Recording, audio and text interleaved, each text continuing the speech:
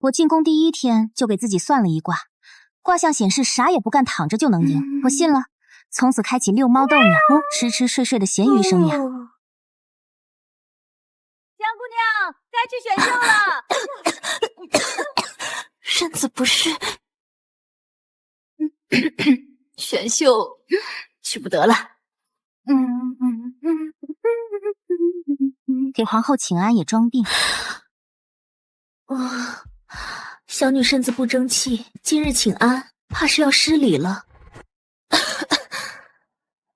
皇帝翻牌子，不行不行，突然就感冒了。这模样可不能污了皇上的眼。正当众妃嫔斗得不可开交，我躲在冷宫隔壁的小院里，睡得昏天黑地。唯一的愁事是食堂送的饭菜太不像样，天天青菜豆腐。我这脸怕也要变成青菜色了。直到那一天，贵妃最爱的波斯猫丢了，全宫的人都在疯狂寻找，吵得我根本睡不着。吵死了。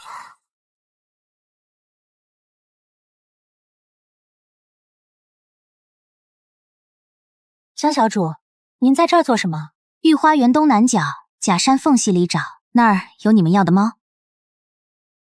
他这话能信吗？别是风言风语吧？万一呢？贵妃娘娘催得紧，去看看也无妨。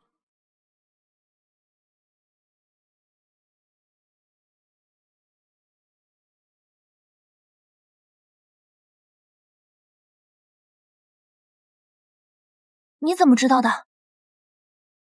算的。算的？你懂不算之术？不懂，瞎蒙的。未曾想隔天午饭就加了个鸡腿。江小主，这是贵妃娘娘赏的，说谢您帮着找回了猫。果然，躺着不动，运气也会找上门。江听雪，是不是你搞的鬼？本宫的牡丹一夜之间全枯了。吵什么？惊着我的蚂蚁了。西南角花根底下埋了东西。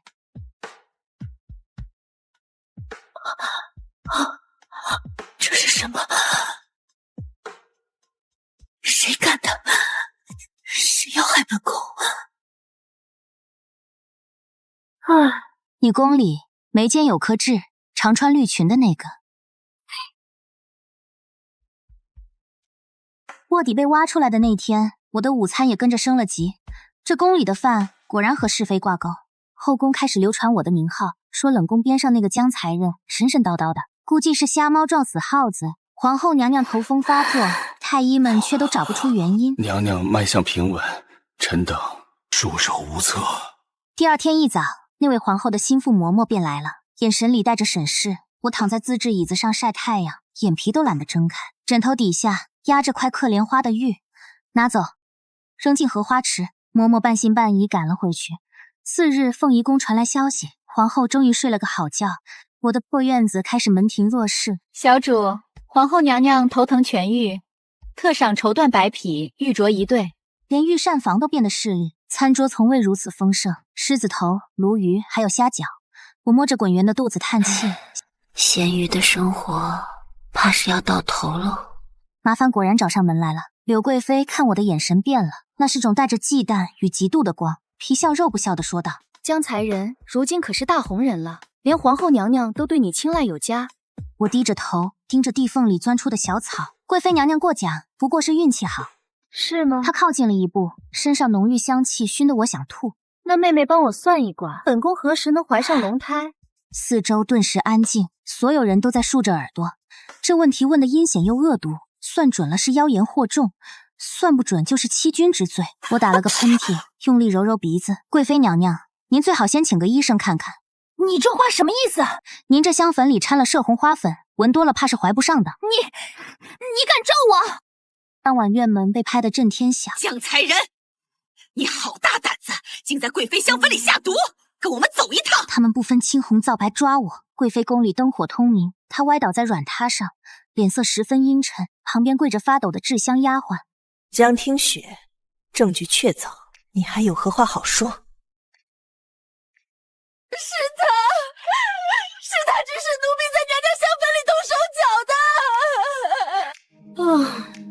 那里面的东西，你用了很久吧？你究竟想说什么？那香膏用的是南疆美人醉，确实能驻颜，可配上您每天喝的参茶，参茶性热，美人醉花蜜性寒，寒热交替，久了就成毒。胡说，御医每天御医只查香粉，不查你每天喝的东西，更想不到这两样会相克。您最近是否夜里出汗，清晨心口烦闷，经期有不规律？那丫鬟收了对头500两银子，香粉里的只是普通花粉，顶多让您起个红疹，真正害您的是您自己。都给我滚出去！隔天，柳贵妃称病关门谢客，那个丫鬟无声无息消失了，我的饭菜档次又提了，还多一种。江小主，这燕窝是皇后娘娘特意赏的，劳烦娘娘挂念。救救人！二皇子出事了，快传太医！奉皇上旨意，彻查无辜之案。带走。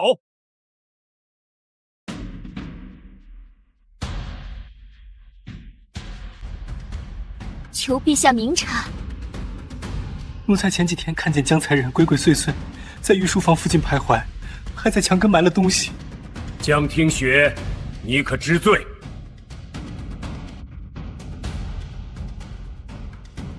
这木偶不是我的东西，刻的生辰八字也是错的。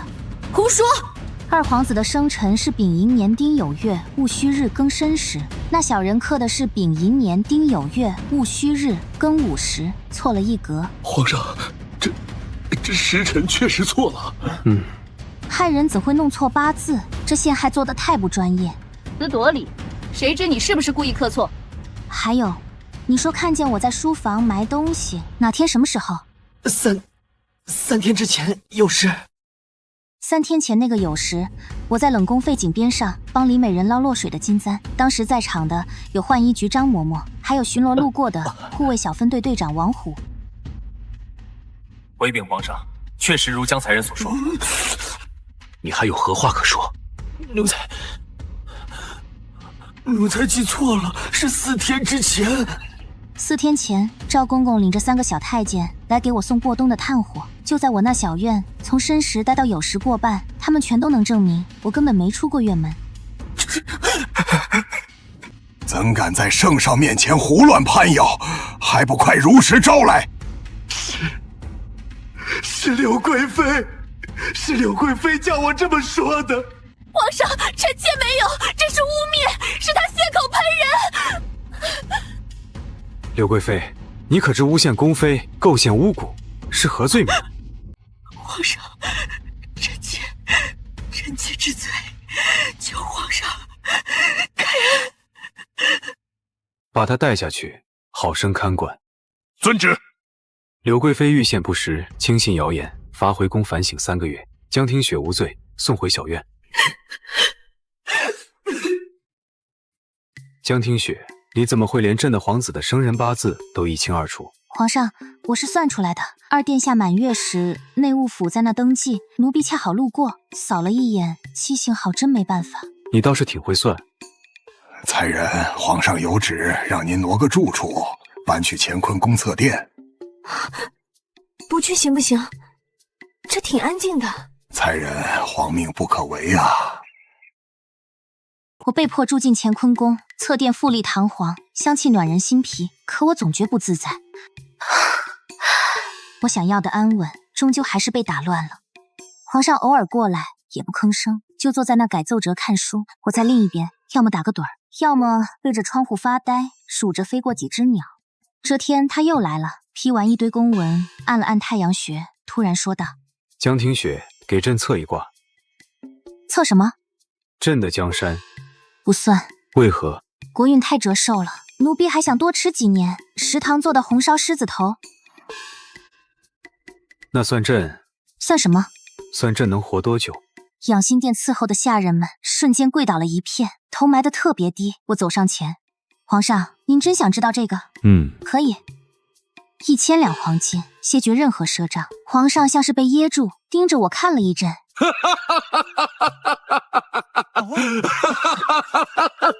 好好一个江听雪，胆子确实够大。他没再逼我算致命的事，只是让我待在侧殿，像个镇宅吉祥物，或者说一个让他感到心安的奇特存在。后宫风向彻底变了，再没人敢来找茬，也没人敢惹我。刘贵妃解禁以后，老实了许多，看我眼神依然复杂，却不敢再乱生事。其他妃嫔更是躲着我走，我成了后宫特殊的存在，有名无分。才人位分虽然低，却住在离皇帝最近处，不争宠不闹事。每天唯一的愁事是中午吃肉还是吃排骨，日子像加了糖，平淡中带着点安逸。直到噩耗传了过来，南方大旱，土地裂千里，难民四处逃荒，朝廷发了3批粮食，根本不够解决。青天间夜观星象，一筹莫展，民间充满怨言。老天爷不睁眼，皇上也不管我们吗？听说南方汉德地都裂了，朝廷发的粮根本不够，这怕是天走不得，才遭天降惩罚啊！别乱说话，被冠爷听见要掉脑袋的。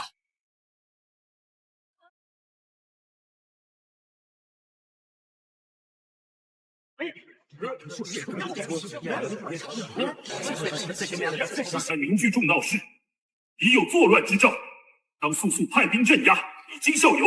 若放任不管，风生大乱。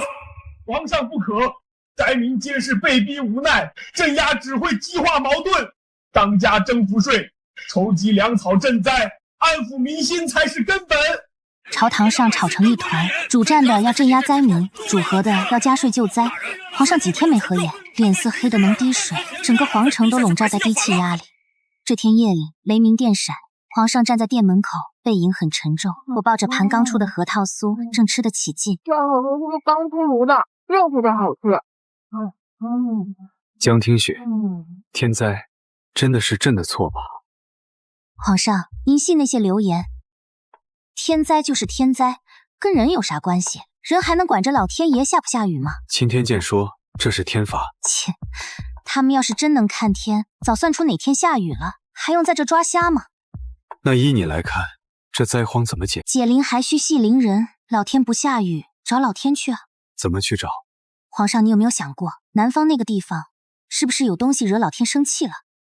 啥意思？奴婢随口猜的。打个比方，比如有人在你门口挖大坑，天天倒臭水，你乐意吗？你肯定不乐意。事出反常必有妖，那么大的地方，说旱就旱，总归有个由头。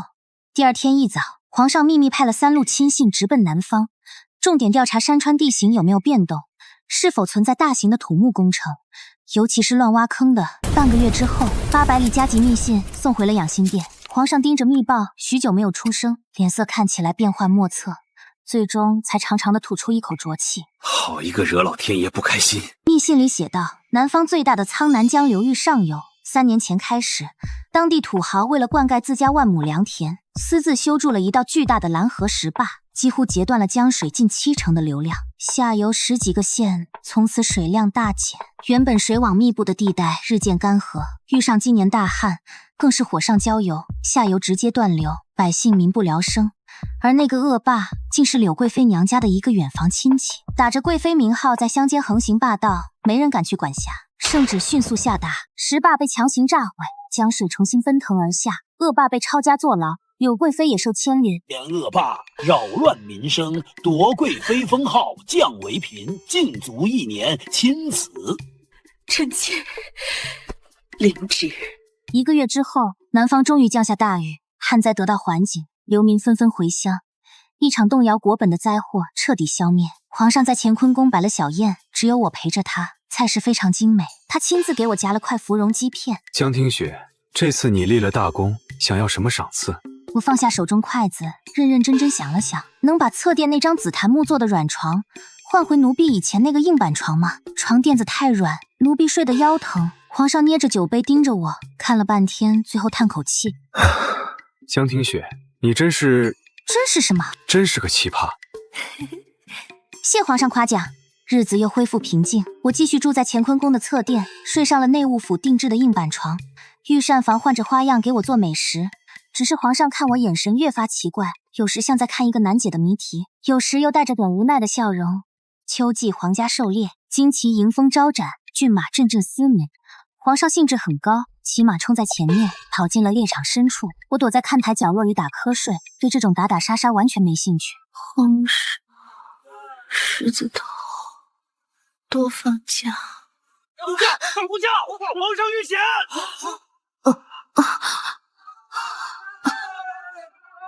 出什么事了？残忍！皇上在林子深处遇袭，好像有老虎，大老虎吗？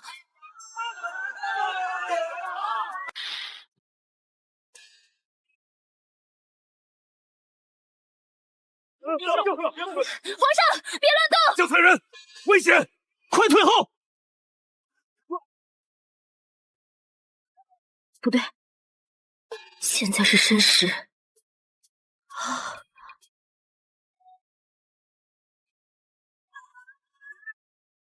皇上！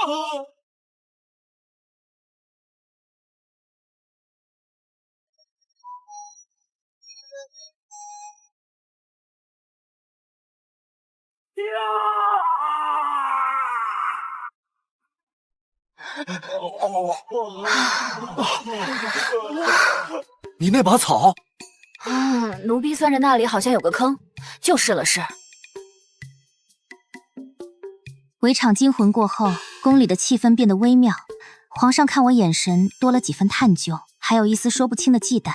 他不再让我住在侧殿，而是赏了一座独立的院落，名字叫静安居，离他的寝宫不远不近，规格远超一个才人的待遇，赏赐像流水般送来，丝绸、珠宝、珍玩堆满了仓库，但我被变相的软禁了。除了送礼的太监，很少有人来访，我倒乐得清闲，每天在院子里悠哉晒太阳，嗑着瓜子研究最新的点心，偶尔会想起侧殿那张硬板床。再次见到皇上的时候，是在3个月之后。静安居的腊梅正盛开，香气四溢。他冒着雪独自走过来，没带任何随从。我正坐在走廊下面，抱着炉子看雪，生活过得倒是挺滋润。他听不出喜怒哀乐，多亏皇上照顾。我懒洋洋地回答着。他在我身边的石凳坐下。江听雪正思考了很久，想什么？你到底想要什么？我转过头看着他，奴婢想要的从来很简单。这什么？活着。吃饱了睡大觉，我掰着指头数着，最好别被人吵醒。他注视着我，眼神深不可测。就这么点愿望吗？就这么简单。你可知你这身本事，多少人梦寐以求，若用在朕身上。算命这东西就像刀剑，用好了救人，用不好害人也害己。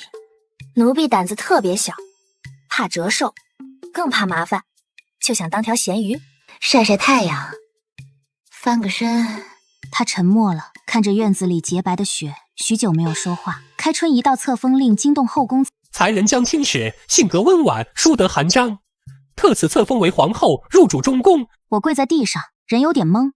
皇后，那个传说中要母仪天下，操心6宫，累死人的差事。娘娘，接旨啊！我回过神来，看着那卷明亮的圣旨，像看一个烫手山芋。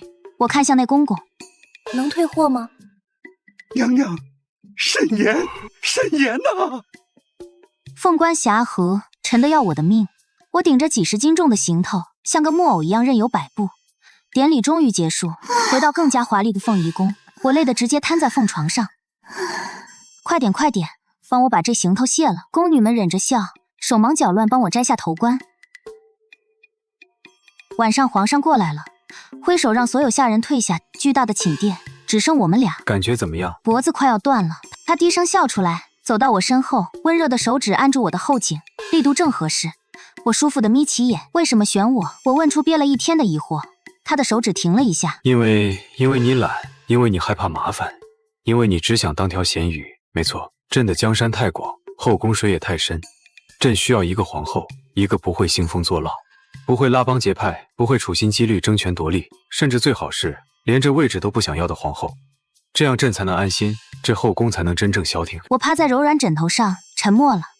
原来他看中的恰恰是我这条咸鱼的本质，无欲无求，才能成为他平衡后宫、稳定前朝最放心的妻子。所以臣妾就是个镇宅的。可以这么理解。那皇上，咱们商量商量，什么皇后该干的活能代劳吗？比如管理后宫，找妃子们谈心，主持各种祭祀，最好都别找我。可以。真的吗？君无戏言。他俯身凑近，在我耳边低语：你只需要做一件事。什么？在那待着，什么都不用管。成交。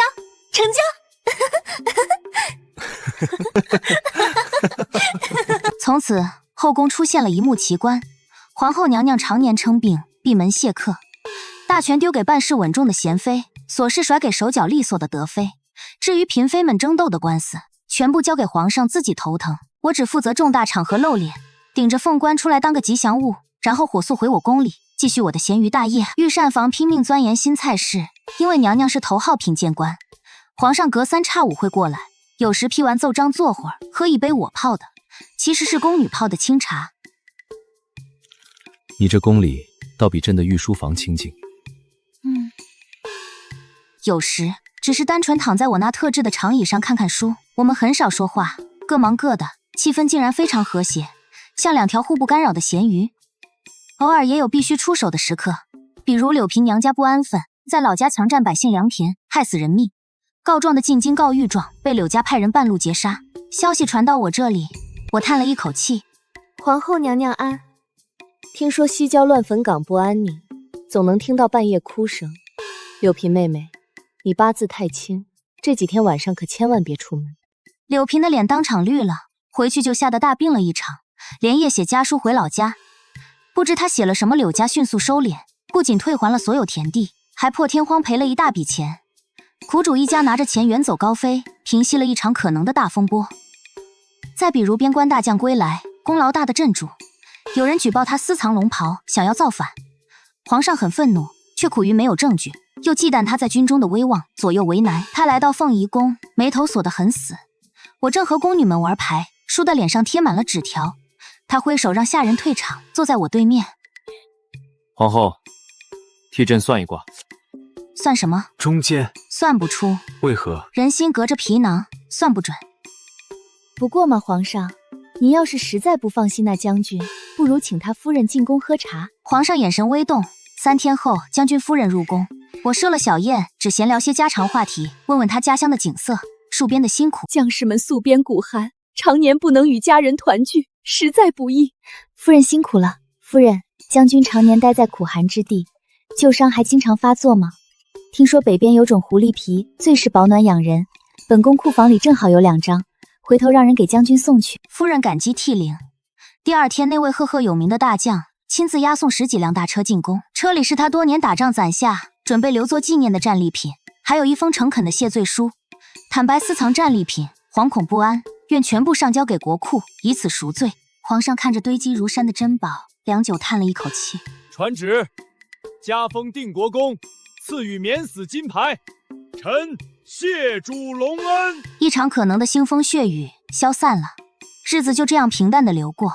我在后位上一躺就是10年，后宫在我的不管事下，居然奇迹地维持了平衡。妃子们习惯了没人管束，反倒少了很多勾心斗角。前朝也习惯了皇后是摆设。又是一个阳光和煦的午后，我躺在凤仪宫后院的摇椅上，身上盖着薄毯子，旁边桌上放着冰镇过的酸梅汤，还有一碟刚出炉酥掉渣的荷花酥。岁月一片静好，咸鱼非常满足。娘娘，贤妃娘娘派人询问，下个月是太后娘娘60岁大寿，关于寿礼的规格和清单，让贤妃自己看着定，按以前的规格加3成就行。是。娘娘，德妃问夏季6宫的份钱，让德妃按账本分发，不够的话找内务部总管，别来烦我。是。脚步声渐渐远去，世界终于清静下来。我满足地叹了口气，拿起一块荷花酥咬上一口，满口酥脆香甜，一点都不油腻。御膳房这手艺越发精进了。摇椅在轻轻晃动，我闭上眼，享受着这偷来的半日清闲。皇上，今天奏折改完了吗？那帮老顽固没吵架吧？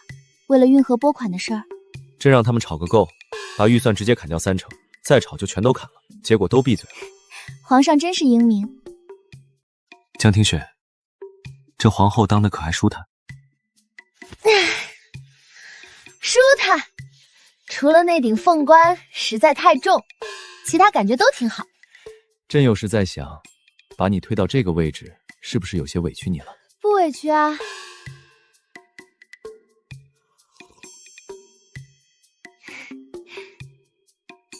皇上您瞧，不用早起去请安，不用跟人玩心机，不用管那些乱七八糟的破坏账目，想吃就吃，想睡就睡，还有人按时送钱送东西。这日子简直是为咸鱼量身打造，臣妾躺得可太舒服了。皇上盯着我看了许久，最终他也跟着笑了起来，那笑容里有释怀，有轻松。他拿起我盘里最后一块荷花酥，吃了一口，舒服就好，那朕就彻底放心了。岁月漫长，躺赢的人生确实挺好。